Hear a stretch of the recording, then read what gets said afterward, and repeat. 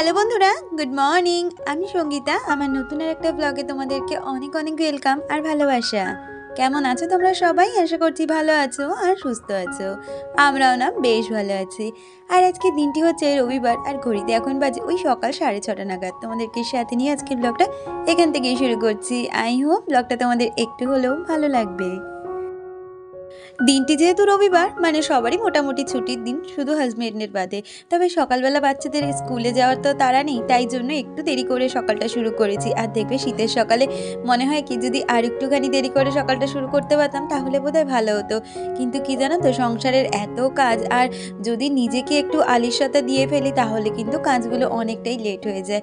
তাই জন্য যদিও বা ছুটি থাকুক না কেন, ওই আধ ঘন্টার মধ্যেই কিন্তু উঠে পড়ার চেষ্টা করি। যেটা কিনা 5টা সাড়ে 5টায় উঠি, সেটা হয়তো 6টা সাড়ে 6টা হয়ে যায়। আজকে একটু 6:30 নাগাদই উঠেছিলাম। আসলে কি বলতো, একটু এডিটিংয়ের কাজ বাকি ছিল, যেটা সকালবেলা বাসি বিছানায় করে নিয়েছি। আর তারপরেই উঠে কিন্তু ঘরের দরজাগুলো খুলে ওইদিকে মেন গেটে জল দিয়ে এসেছি। আর তারপরেই চলে এসেছি এই ঘরটা পরিষ্কার করে নিতে। আসলে কালকে না একটা জায়গায় গেছিলাম রাত্রির দিকে, ওইদিকে একটু ফাংশন হচ্ছিল, তো সেখানে আমি তোজো হাজবেন্ড গেছিলাম, দুষ্টু করতে গেছিলো, তাই ও আর যায়নি। তাই বেশ কিছু জামা কাপড় ছিল যেগুলো এই ঘরেই রাখা ছিল। আর কি বলতো, বাইরে থেকে বেরিয়ে এসেই আমি জামা কাপড় না একদমই আলমারিতে তুলি না, একটু অন্তত হাওয়া বাতাস লাগিয়ে তারপরে আলমারিতে তুলি। তো সেই কারণে সেই জামা কাপড়গুলো একদিকে ভাঁজ করে নিচ্ছি, সাথে রেগুলারের কিছু ছোটোখাটো জামা কাপড় ছিল যেগুলোকে একসাথে ভাঁজ করে নিয়ে ঘরটা পরিষ্কার করে নেব। আর তারপরেই যেরকম প্রতিদিন ঘর বারান্দা ঝাড় দিয়ে মুছে স্নান করি, সেই কাজগুলো করে নেব। আর শীতকাল মানেই তো প্রচুর জামা কাপড়ের ঢল। এমনিতেই তো পোশাক আশাক রয়েছে, তার ওপরে চাদর বলো, সোয়েটার বলো, তার সাথে পা মোজা, টুপি, এগুলো তো রয়েছে। তো এগুলো ভাঁজ করতে করতে অনেকটাই সময় বেরিয়ে যায়। ওইদিকেও আমি কিন্তু নিজের কিছু জামা কাপড় ভাঁজ করলাম, এদিকে হাজবেন্ডের একটা জ্যাকেট ছিল, তোজোর একটা জ্যাকেট ছিল, যেগুলোকে এখন একের পর এক ভাঁজ করে আলমারিতে তুলে দেবো। আমাকে করুণাওয়ালা কমেন্ট করেছে, সে লিখেছে, অনেক ভালোবাসা দিয়ে ভিডিওটা দেখলাম দিদিভাই, খুব সুন্দর হয়েছে। থ্যাংক ইউ করুণা, এইভাবেই চাইবো তুমি আমার পাশে থাকো আর আমার প্রতিটা ভিডিওর সাথে থেকো। আর এদিকে দেখো, কথা বলতে বলতে কিন্তু অনেক জামা কাপড় ছিল যেগুলো ভাঁজ করে নিচ্ছি। আর এই জামা কাপড় ভাঁজ করতে করতে ওই দেখো ঘড়িতে প্রায় ওই 7টা নাগাদ বেজেই গেছে। তো যতই তাড়াতাড়ি করে কাজগুলো করে নেওয়ার চেষ্টা করি না কেন, 7টা যেন বেজে যায়। আর 7টা মানে আমার কাছে মনে হয় কি, অনেকটাই যেন বেলা বয়ে যাচ্ছে। আর 7টায় যেহেতু আমি ঠাকুর ঘরে ঢুকি, কোনো দিন যদি 7টার একটু দেরি হয়ে যায় তাহলে কিন্তু মনে হয়, ই বাবা, আজকে অনেকটাই দেরি হয়ে গেছে ঠাকুর ঘরে ঢুকতে। হয়তো এটা আমার মাইন্ডে সেট হয়ে গেছে বলে এইরকম ব্যাপারটা মনে হয়। তাছাড়া আমি কিন্তু টাইম নিয়ে ভীষণ ওয়াকিবহাল, জানো তো। এমন এমন সময় হয়, মানে আমি যখন রাত্রিবেলা ঘুমের চোখে ধরো কখনো বাথরুমে গেলাম, আমি কিন্তু উঠে আগে টাইমটা দেখি যে কটা বাজে।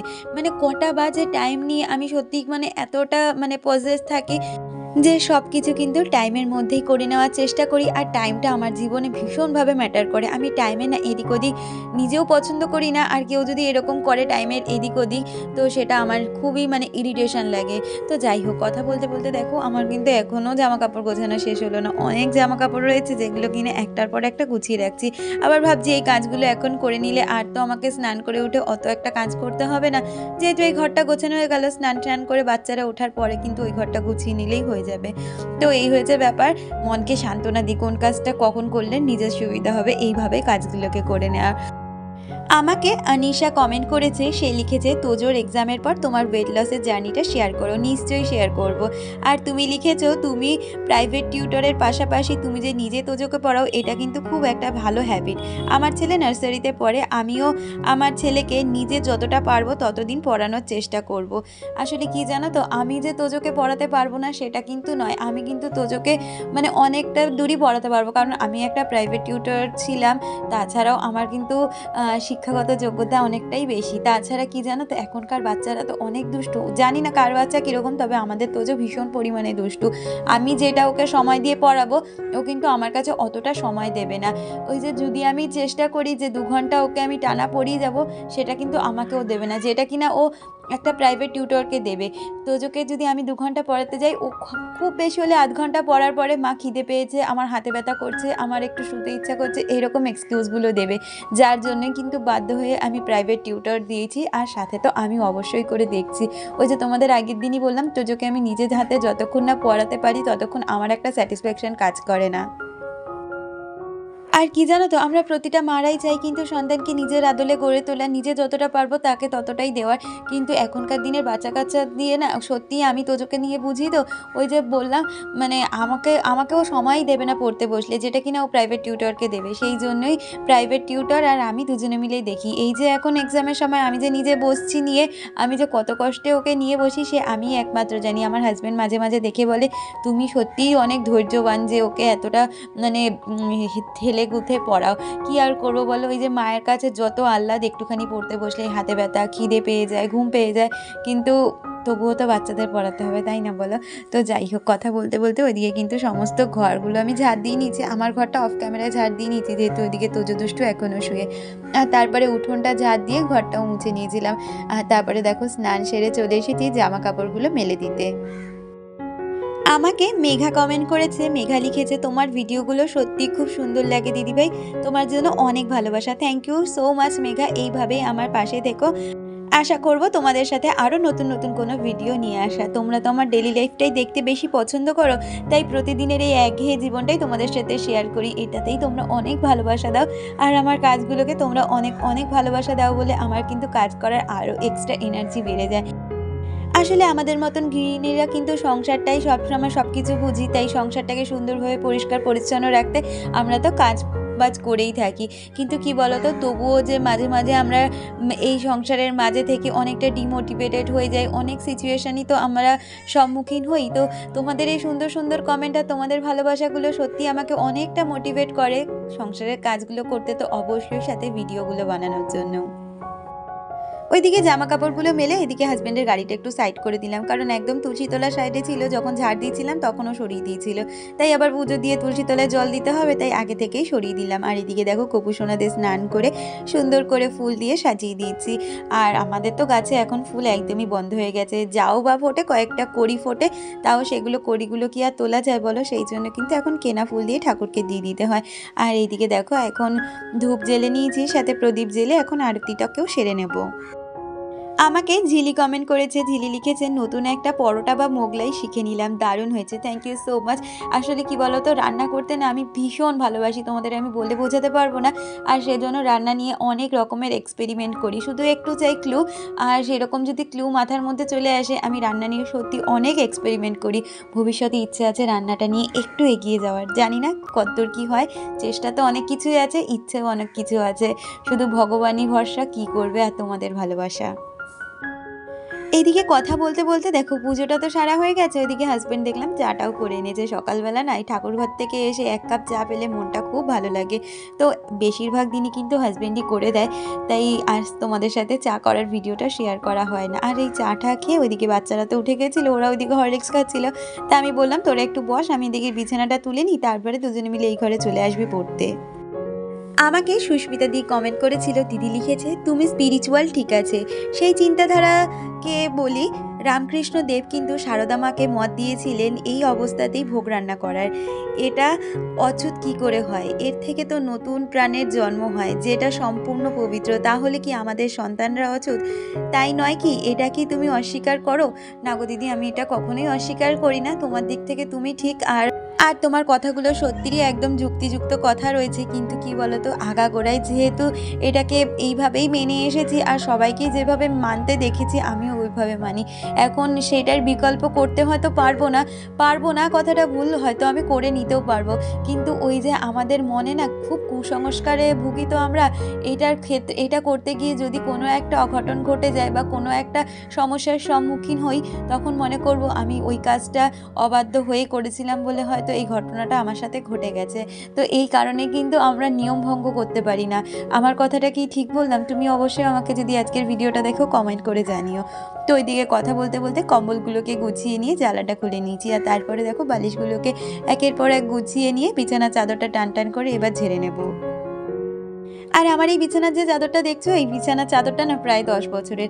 আমার বিয়ের সময় পেয়েছিলাম। তবে এই চাদরটা না সবসময় পাতি না। এগুলো একটু ওই ভয়েল মিক্স যেহেতু থাকে, কিন্তু এই শীতের সময় এগুলো পাতলে না গাটা খুব তাড়াতাড়ি গরম হয়ে যায়।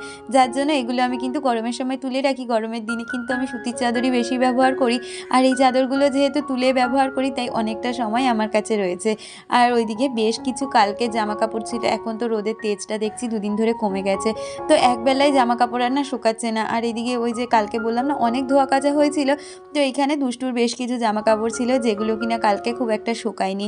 ওগুলোকেই আবার এই দড়িতে মেলে দিলাম। আর এই দড়িটায় না পুরো ডাইরেক্ট রোদটা আগে এসে পড়ে, তাই এইদিকে আজ শুকনোগুলো মেলে দিলাম। আর তারপরে হাজব্যান্ডের যে অফিসের জামাকাপড়গুলো থাকে প্রতিদিনের মতন চেয়ারে মেলে দিচ্ছি। এগুলো একটু গরমে মানে এই রোদ্রের তাপে যদি গরম হয়ে যায় পরতে দেখবে ভালো লাগে। বিশেষ করে তো আমার শীতকালে গরম গরম জামাকাপড় পরতে খুব ভালো লাগে, কিন্তু সেটা তো আর সব সময় হয়ে ওঠে না। তো সেই হয়েছে ব্যাপার। আর এদিকে কথা বলতে বলতে দেখো আমি রান্নাঘরেও চলে এসেছি। আজকে না রান্না করব কি মনে করছি অনেকক্ষণ ধরে, যে আজকে ব্রেকফাস্টে কি বানাবো। আর মাসটাও যেহেতু একদম শেষের দিকে, তো সেই কারণে কিন্তু সংসারে অনেক কিছুই বাড়ন্ত হয়ে গেছে। আবার মাসের মাল এলে সমস্ত কিছু রিফিল হয়ে যাবে। আর মাসের শেষের দিকে কিন্তু একটু আমাদের মতন গৃহিণীদের হয়তো একটু বুদ্ধি করে চলতে হয়। যদিও বা আমরা সংসারকে মাসের প্রথম থেকে বুদ্ধি খাটিয়ে চালাই বলে মাসের শেষ দিনটা সেরকম একটা অসুবিধে হয় না, কিন্তু তবুও দেখবে আমাদের সংসার করার ক্ষেত্রে সব সময় বুদ্ধির কিন্তু প্রয়োজন রয়েছে। এই যে ধরো আজকে কি টিফিন করব চিন্তা করতে করতে ভাবলাম ফ্রিজে তো বেশ কিছু ভাত রয়েছে আর কিছু ভেজিটেবলসও রয়েছে, ওই দিয়ে আজকে একটু ভাত ভাজা করে নিই। তো কড়াইতে প্রথমে রিফাইন তেল দিয়েছি, তার মধ্যে গাজর আর পেঁয়াজ ভালো করে ভেজে নিয়েছি। আর এর আগের দিন চিকেন এনেছিল, তো সেখানে চিকেনটা না কিছুটা চিকেন আমি তুলে রেখেছিলাম। আমি না সবসময় যেই চিকেনটা আনি করি নিই না, বেশিরভাগ সলিড পিসগুলো তুলে রাখি। তবে সেদিনকে সলিডটা যেন কি একটা করেছিলাম, হাড়গুলো তুলে রেখেছিলাম। তো এই হাড়টা দিয়েই কিন্তু আজকে হাড় ছিল, সাথে চিকেনেরও বেশ কিছু মাংস ছিল, সেটা দিয়ে কিন্তু ভাত ভাজাটা করে নিয়েছি। আর ওইদিকে ভাত ভাজাটা করতে করতে কিন্তু আমি মাছগুলো আর মাংসগুলো ধুয়ে নিয়েছি। আজকে আনা হয়েছিল মাছের মাথা, যেটা কিনা বাঁধাকপি করব, আর তার সাথেই আনা হয়েছিল চিকেন। তো মাছের মাথাগুলো আগে ভেজে নিচ্ছি, তারপরে বাঁধাকপিটা বসিয়ে নেব, তারপর ওই গ্যাসে চিকেনটা করে নেব। আমাকে মিতালিদি কমেন্ট করেছে, দিদি লিখেছে খুব ভালো লাগলো ভিডিওটা, আমার মায়ের ছেলে যেটা খেতে ভালোবাসে সেটা করে খাওয়াতে ভালোবাসি, তাই তো রান্নাগুলো দারুণ হয়েছে, ভালো থেকো, ভালোবাসা নিও। থ্যাংক ইউ সো মাচ দিদি, এইভাবেই তোমরা আমার পাশে থেকো। আর তোমার মায়ের ছেলে কথাটা বললে আমি ঠিক না বুঝতে পারলাম না, আমাকে আজকে একটু কমেন্ট করে বুঝিয়ে দিও তো তুমি কি বলতে চাইলে বা কাকে বলতে চাইলে।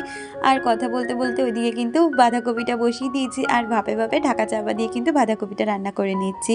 আর এইদিকে চিকেনের জন্য আলুগুলো ভেজে নিয়েছি, সাথে পেঁয়াজটা ভেজে মশলা কষিয়ে চিকেনটাকেও রান্না করে নেব।